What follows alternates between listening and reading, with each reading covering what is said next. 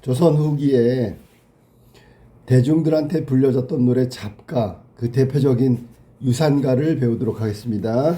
유산가는 12잡가라고 해서 12개의 대표적인 잡가 중에서 유명한 잡가인데, 12개의 잡가는 작년도 2022학년도 수능특강에 소춘향전, 집장가, 형장가 이게 이미 수록되어 있었기 때문에 시간이 있으면 그것도 함께 mp3가 있으니까 그걸 갖다가 듣도록 하세요.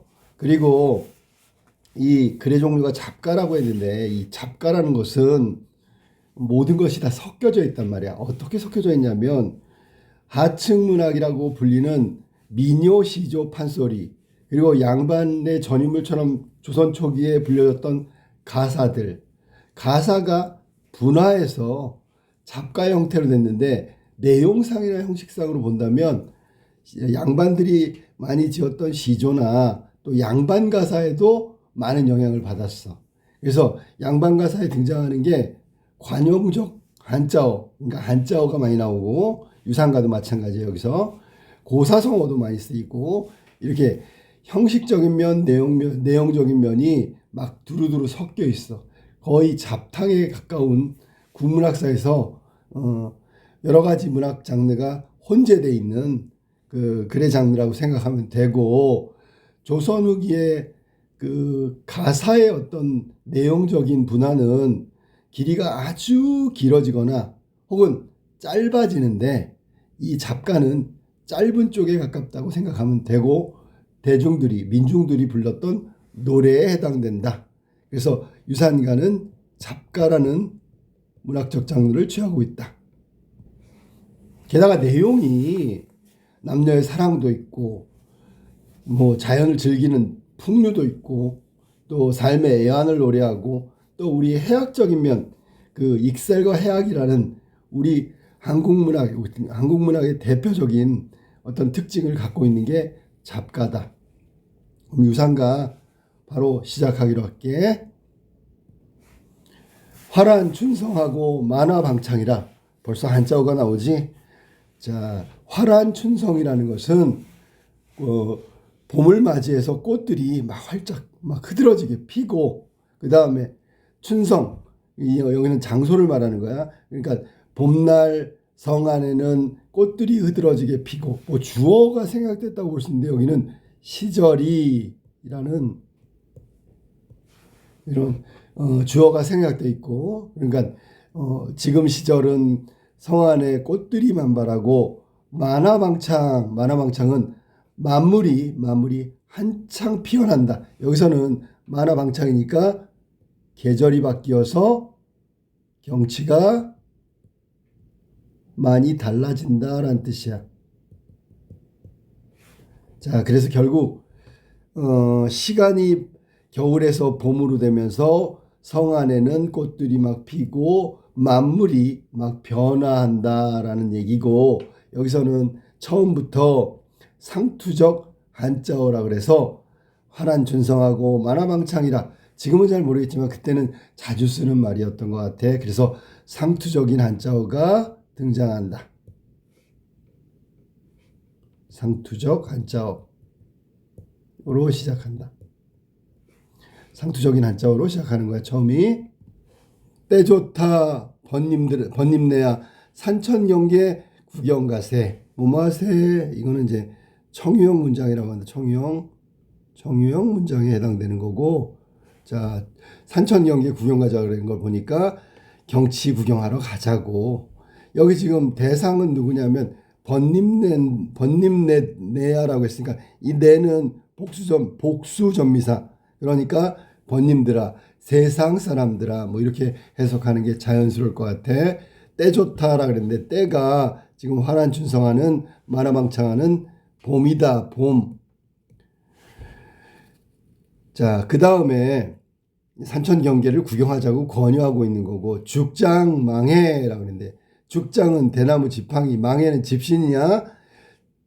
집신 싣고 대나무 지팡이 짚고 단표자라 그랬는데, 단표자는 원래 단표가 일단사 일표음, 일단사 일표음의 약자고, 이건 일종의 대유법이지. 일단사는 도시락밥, 일표음은 표주박의 물.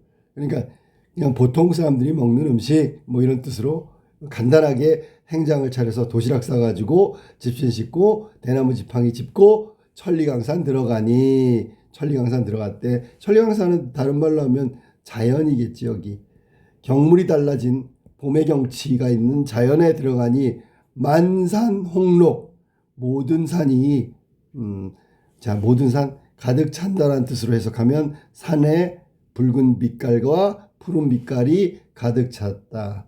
1년 1도, 1년에 한 번 정도 다시 피니, 그러니까 겨울 지나고 봄꽃이 만연한 거야.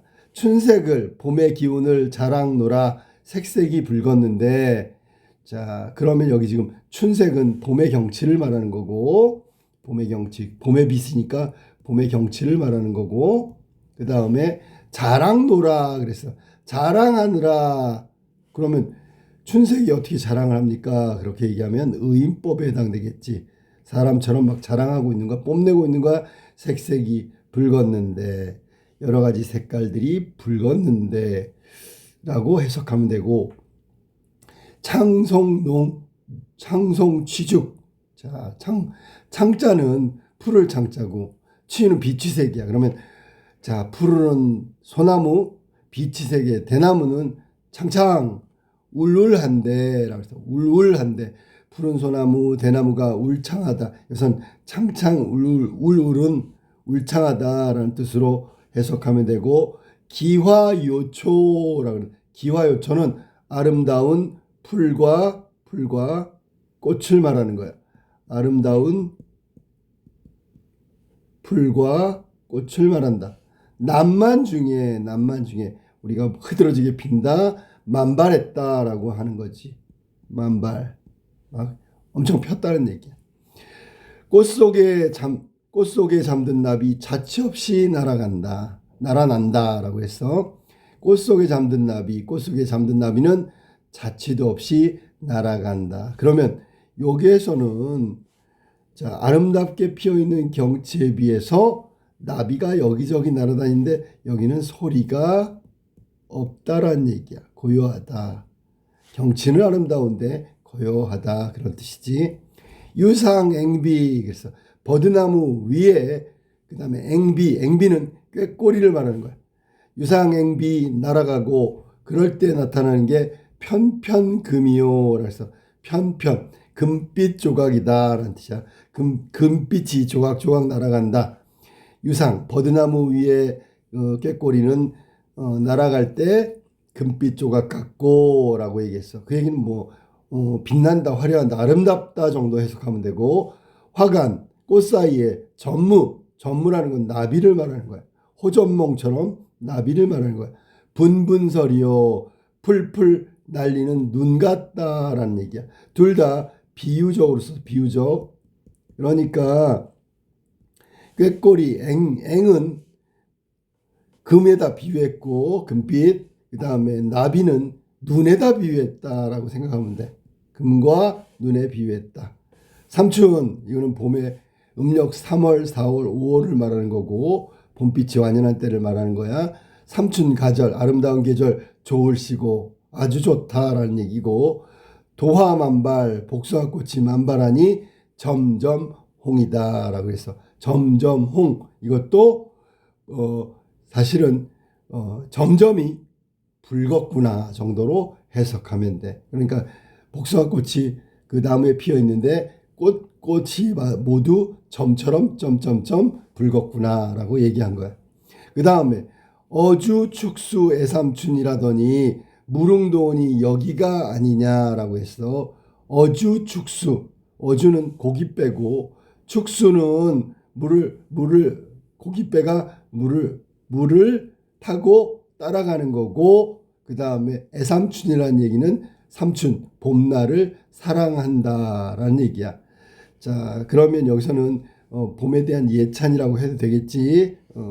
그 봄날에 고깃배를 타고서 막 물결을 따라가는데, 이때 그 봄이라는 것은 정말 사랑스럽다, 사랑한다, 뭐 이런 얘기고, 무릉도원 도연명의 시에 나오는 이상향이지. 이상적 세계 이상향이 바로 여기가 아니냐. 봄날에 지금 화자가 있는 곳을 말한다. 무릉도원이 여기가 아니에요. 여기 맞지요? 라고 얘기하면 서리법에 해당되는 거지. 서리법. 자, 그 다음에 양류세지. 양류, 버드나무 가지. 그런데 세지라고 그랬으니까 아주 가는 가지를 말하는 거고, 양류세지 사사록. 밑줄 쳐봐. 사사록은 축축 늘어져 있는 실 같다. 푸르른 실 같다라고 얘기했어. 그러면 축축 늘어졌다는 얘기는 결국은 실처럼 늘어졌다는 얘기니까 의인법에 해당되겠다. 미안해. 의태법. 모양 흉내만이니까 축축 늘어졌다는 건 의태법에 해당된다. 황산공리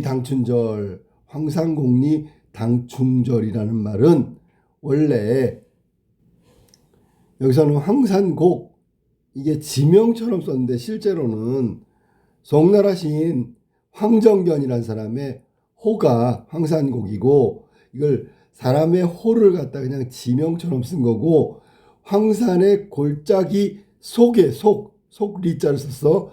황산의 골짜기 속에 당춘절, 그 봄철을 맞이하니, 봄철을 맞이한 것 같고, 그 다음에 연명오류, 도연명 알지? 아까 그 무릉도원 했던 도연명의 오류가, 도연명의 집 앞에 5그루의 버드나무가 있다 그래서 오류선생이라고 했는데, 연명오류가 여기가 아니냐. 도연명의 5그루의 나무를 심었다는 곳이 바로 여기가 아닌가. 그렇게 해서 이 사람은 봄날에 자기가 지금 봄을, 아름다운 경치를 즐기는데 무릉도원이라고 했고, 황산곡리 당춘절, 즉 황산곡 안에, 골짜기 안에, 황산의 골짜기 안에 연명의 오류, 도연명이 심었다는 버드나무 5그루가 있는 곳이 바로 여기가 아니냐. 뭐 다 예찬이고, 여기는 지금 일단 황산이라는 아까 나왔던 황정견의 그 고사를 인용했기 때문에 요 부분은 자, 잡가의 특징 중에 하나인, 한자어는 뭐 앞에부터 쭉 썼지만 여기도 한자어를 썼다고 하고, 대꾸법이라는 표현법을 썼고, 의태법도 썼다. 의태법 아까 조심해. 양류세지 사사록이다. 가는 버드나무 가지가 축축 늘어졌다라는 뜻이니까 의태법이고요. 그 다음에 도연명, 이것도 고사라고 보면 되고, 여기다 황정견의 황산, 이것도 고사라고 보면 돼. 그 다음에 제비는 물을 차고 기러기 물이 져서 거지충천, 여기서는 중천이라고 했지. 여기 충천이라고 나오는데 여기는 하늘 가운데를 말하는 거야. 제비는 물을 차고 날아가고 기러기는 물이 지어 있고 라는 모습이고, 하늘 가운데는 자, 높이 떠서 두 날개를 펄펄, 의태어가 나왔다. 자, 그래가지고 날아가는 거야. 백운간에 높이 떠서 흰 구름 사이에 높이 떠가지고 천리강산 머나먼 길 어이갈꼬 하면서 슬피 운다. 그러니까 펄펄펄 구름 사이로 높이 떠가지고 천리나 되는 먼 길을 언제 가지, 어떻게 가지, 어찌 가지 하며 슬피 운다.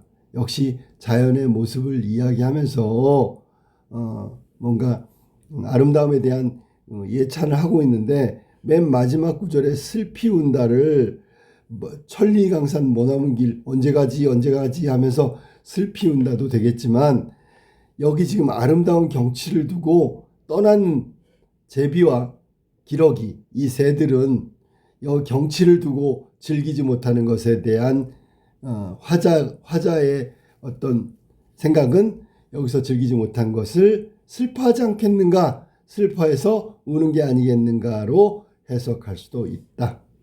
그 다음 원산은 첩첩, 멀리 있는 산은 첩첩, 태산은 주춤. 사람처럼 얘기했네. 일단 원산이라고 그랬으니까 먼 산이니까 원경이라고 해야 되겠지. 멀리 있는 걸 먼저 말했어. 원경. 그 다음에 쭉 와서 골짜기에서 물 얘기하는 거 보니까 근경으로 시상이 전개되고 있다라고 하면 되고, 먼 산은 첩첩포개져 있고 큰 산은 우뚝 솟아 있고, 그 다음에 기암절벽은 층층이 되어 있고, 그 다음에 장송 아주 큰 소나무는 축축 늘어져 있다. 낙낙이라는 말을 썼어. 그래서 여기 지금 이거를 원경이라는 먼 곳부터 쭉 가까이 온 것 중에 이런 식으로 경치를 얘기한 가사가 있는데, 그게 면왕정가에 나오는 내용이야. 이따가 다시 한번 정리해 주겠지만 다른 작품들하고의 연관성을 꼭 확인해 봐야 되는 게 우리가 지금 해야 되는 제대로 준비하는 자세니까. 자, 그러면 여기 태산은 저기서 원산은 멀리서 포개져 있고, 또 큰 산은 우뚝 솟아 있고, 주춤 기이한 바위는 층층을 이루었고, 큰 소나무는 가지를 축축 늘어져 있네. 그렇게 되어 있고, 그 다음에 응어리 구부러져 광풍에 흥을 겨워. 응어리 구부러져. 자, A 구부러져. 원래는 응어리 구부러져가, 응어리라는 말이 아주 좀 마음속에 어떤 것들이 쌓여져 있는 게 응어리인데, 여기서는 그런 뜻이 아니고 뒤로 이렇게 구부러져 있다는 뜻이야. 광풍에 흥을 겨워. 광풍은 아주 미친 듯이 부는 바람이야. 그러면 미친 듯이 부는 바람 때문에 이렇게 뒤로 구부러져 있는데, 흥을 겨워라 그랬으니까, 흥을 겨워라는 얘기는 못 이긴다라는 얘기야. 못 이긴다. 그러니까 못 이기니까 뒤로 구부러져 있겠지. 그 다음에 겨워, 우쭐 의태우고, 활활 의태우고 춤을 춘다. 이렇게 돼 있어. 그러면 결국 허리가 구부러져서 사나운 바람에 흥을 못 이겨 우쭐 춤을 추는 것 같다라고 얘기하고 있는 거지. 자, 그 다음에 층암절벽상 그 꼭대기, 층층 바위 꼭대기의 폭포수는 콸콸. 이건 콸콸이란 말이 의성어에 해당되겠지. 의성어. 막 거침없이 막 폭포수가 내려오는 거야. 콸콸. 수정염 들이운 듯. 수정구슬을 들이워 놓은 것 같아. 맑고 반짝반짝 빛난다. 비유적 표현이고, 직유법이지 당연히. 이 골짜기의 물이 주르륵, 저 골짜기의 물이 샬샬. 지금 폭포수 얘기하는 거야. 이 골짜기에서 물이 샬샬. 그 다음에 저 골짜기에서 물이 샬샬. 이 골에서 주르륵. 이거 전부 다 폭포수고, 열의 열 골짜기 물이 한 대로 다 합쳐졌어. 물이 합쳐졌다는 얘기야. 합수돼 가지고, 그 다음에 천방저 지방저 소크라지고 펑퍼져. 자, 천방저 지방저라고 얘기했네. 천방저 지방저는 막 앞으로 뒤로 막 이런 얘기고, 앞으로 뒤로 막 그 물이 흐르고, 소크라지고는 이거 막 굽이쳐 오르고 이런 얘기고, 펑퍼지고는 쭉 이렇게 평평하게 흐르고, 넌출지고는 넌출 그러니까 넘실넘실 되고, 물방울 지고 저 건너 병풍석에 으르렁 콸콸 흐르는 이라고 되어 있는데, 여기 지금 전부 다 폭포수에 대한 얘기를 하고 있는 거야. 지금 층암절벽상의 폭포수가 지금 어떻게 흐르고 있는가 봐봐. 콸콸 수정염 들이운 듯 이 골짜기에서 주르륵 흘러내리고, 저 골짜기에서 샤샬 흘러내리고, 열의 열 골짜기 물이 한 대로 합쳐지니까 막 뒤죽박죽되고 막 굽이지고 평평하게 퍼지고 넘실넘실되고 방울 줘가지고, 저 건너 병풍 같은 바위야. 그러니까 병풍처럼 이렇게 딱 서 있는 바위겠지. 으르렁 콸콸 흐르는 물결이 은옥같이 흩어지니. 은옥 보석이지, 그지? 여기서 물결이 아주 아름답다라는 의미로 은옥이라고 그랬어. 비유적 표현, 직유법이고, 병풍석으로 으르렁 콸콸 뭐 의성어태어 너무 많이 났으니까 생략하고 흩어지니 라고 했어. 그 다음에 또 고사가 나왔네. 소부허유. 소부하고 허유. 소부허유는 고사 중에 귀 씻는 얘기지. 그지? 너무나 익히 잘 알고 있으니까 이것도 생략하고 귀를 씻었잖아. 우리 소한테 그걸 먹일 수 없다 그러고 끌고 올라가지. 그런데 여기서는 그 사람들이 대화하던 것이 기산영수인데 이 기산영수가 여기서는 아름다운 곳이라고 그런 뜻으로 해석하면 별 무리가 없겠어. 그래서 속세를 떠나가지고 아름다운 곳이긴 한데 여기는 지금 기산영수의 그 내용하고 결부시키지 말고 그냥 경치가 아름다운 곳 정도로 해석하면 되는 거고, 이 부분은 지금 아주 폭포물이 장관을 이루고 아름답다라는 얘기, 변화무쌍하다 뭐 이런 얘기를 한 거야. 여기 지금 보니까 고유어들이 막 나오지. 천방저, 지방저, 넌출 이런 것들 의성어태어 모두 고유어라고 생각하면 되고, 콸콸 으르렁 콸콸 이거 보면 청각적 심상이야. 이런 건 물소리니까 폭포수 소리를 표현한 거니까 청각적 심상도 나오고 의성어도 나오고 굉장히 많이 나오잖아. 의태어도 나오고 그 다음에 직유법도 나오고 아까 나왔던 뭐뭐 같고 뭐뭐 같은 이런 직유법도 나오고 직유도 나오고 열거지 그지. 물 폭포수가 이렇게 굽이쳐 흐르고 천방지고 넌출지고 이렇게 변화무쌍한 거 이런 것들은 열거법에 해당되고, 전체적으로 폭포수물에 대한 표현은 생동감이라고 하는 게 좋겠지. 생동감. 요 생동감의 표현은 관동별곡에 나오는 내용하고 유사하다라고 생각하면 돼. 관동별곡에도 생동감을 표현한 12폭포, 12폭포 얘기가 나오는데 그것도 연관성이 있다라고 생각하면 돼. 그 다음에 주곡재금 천고절이요. 뭐뭐는 뭐뭐요. 적다정조는 일련풍이라 벌써 대꾸법이 나왔고 짝을 이룬단 말이에요. 대꾸법인데 일단 해석은 주곡재금이라는데, 주곡이라는 말은 이건 사실은 흉내말이야. 흉내말. 의태어라고 봐야 되겠지. 혹은 의태어가 아니라면 주곡이라는 얘기는 주걱주걱 우는 새야. 주걱주걱. 요걸 갖다가 한자어로 차용한 거라고 할 수도 있어. 차용. 그러니까 소리만 갖다 쓴 거고 의미는 아무 의미 연관성이 없다. 주곡재금, 주걱주걱 우는 새들을 말하는 거고, 그 다음에 이 새들의 울음소리는 천고절이요. 절개라고 했지. 천고절이라는 얘기는 천고에 빛나는 절개다. 영원하다 라는 뜻이고, 적다 이것도 소시적다 적다는 소쩍새 울음소리겠지. 그러면 그걸 갖다가 또 적다라고 해서 한자어로 차용했다. 음차라고 보통 하는 거지. 차용 소리만 갖다 쓴 거야. 예를 들면 이거는 또 한자음 차용인데, 이거는 윤선도의 어부사시사에 보면 지국총 하는 지국총하고 똑같은 거야.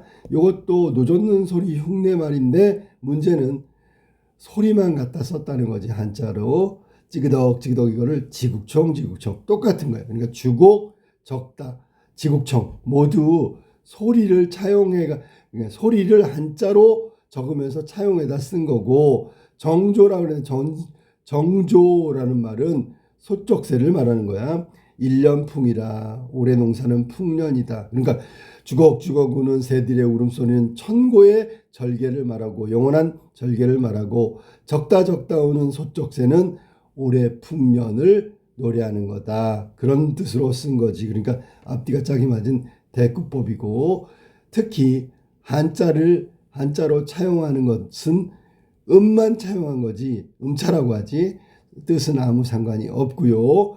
그 다음에 여기 지금 절개가 중요하고요. 그 다음에 풍년이 중요하고요. 뭐 이런 것들은 모두 서민들이 바라는 소망이라고 할 수 있다. 절개를 예찬하고 풍년을 기원한다. 이렇게 생각하면 돼. 마지막 일출낙조 눈앞에 버렸으니, 일출 아침에 해가 뜨는 거지. 낙조 저녁이 되는 거야. 그러면 해가 떠서 저녁이라니까 시간이 휙 지나갔지. 아마 생각해 보면 알겠지만 여기 지금 완상, 아름다운 경치를 즐기고 있는 완상의 의미를 본다면 아름다운 경치를 즐기다 보니까 시간이 휙 갔다 뭐 이 정도로 해석하면 되고, 눈앞에 버려나 눈앞에 벌어지니, 그 다음에 경계무궁, 경치가, 경계는 경치라고, 무궁 끝이 없다 한이 없다, 그렇게 좋다, 아주 아주 좋다 하면서 끝난 거지. 자연은 정말 아름다운 것 같아. 아침에 뜬 해가 저녁이 되었고 눈앞에 아름다운 경치가 펼쳐지니 이 경치는 한없이 좋구나가 마지막 구절의 해석이야. 자, 그러면 일단 먼저 해야 될 것은 문학적인 어떤 그 공통점을 가진 것들을 잠깐 확인해 볼게.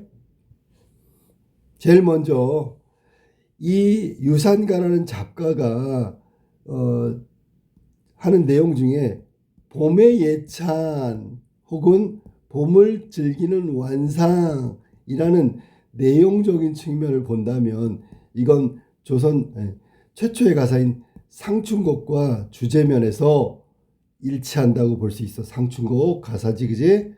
주제면에서 일치한다. 이게 첫 번째, 주제면에서 일치하고요. 역시 상춘곡이 가사이기 때문에 가사의 어떤 그 형식, 사사조의 연속체로 되어 있는 사사조의 사음보, 삼사조의 사음보, 이거를 갖다가 썼다는 점도 운율면에서도 공통점이라고 할 수 있지. 자, 그리고 두 번째로는 아까 나왔던 원경에서 근경으로 이렇게 시상이 전개된 건 송순이 지은 면왕정가라는 가사 작품하고 연관성이 있다. 이게 이제 원경에서 근경으로 경치를 얘기하는 부분은 면왕정가와 유사성이 있다. 자, 그 다음에 세 번째 연관성은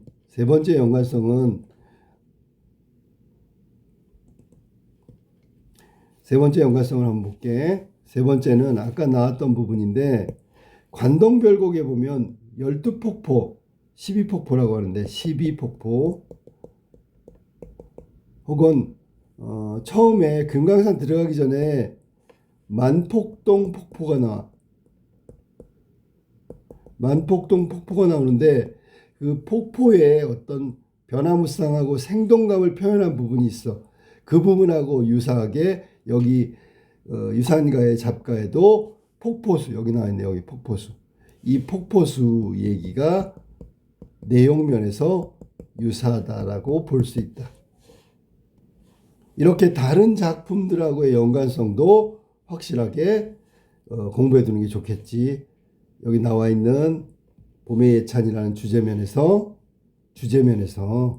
동일한 상춘곡, 원경에서 근경이라는 시상전개는 송순의 면왕정가, 폭포의 변함섬 생동감, 뭐 여러 가지 표현들, 다양한 표현들이 나온 건 또 관동별곡의 만폭동 폭포, 12폭포의 이야기하고 유사하다고 볼 수 있어.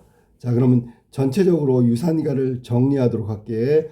유산가는 어떤 특징을 갖고 있냐면, 위에서 다 했던 거니까 기억을 떠올려. 첫 번째, 의태어, 의성어, 아주 지겹게 나오지. 의태어와 의성어 지겹게 나오는데 이건 다 전부 다 생동감 때문에 그래. 생동감, 살아서 꿈틀꿈틀 살아있는 것 같은 느낌, 눈앞의 현장감을 말하는 거야. 두 번째, 여기는 이미지의 동원인데 시각적 이미지, 당연하겠지. 왜? 봄날의 경치를 즐기고 있는데. 그리고 폭포수 같은 거 청각적 이미지를 가지고 표현하고 있다. 이것도 모두 감각적이라고 볼 수 있겠지.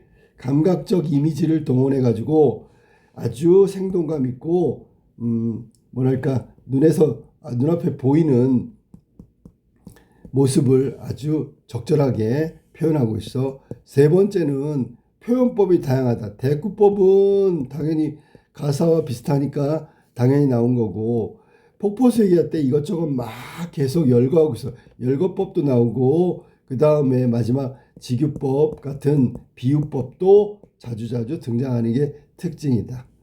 자, 그 다음에 요건 좀 알아둬야 되는데, 전체 주조는 사사조야. 사사조. 그러니까 사사조, 사음보 막 이런데 중간중간에 파격적 운율이 나온다.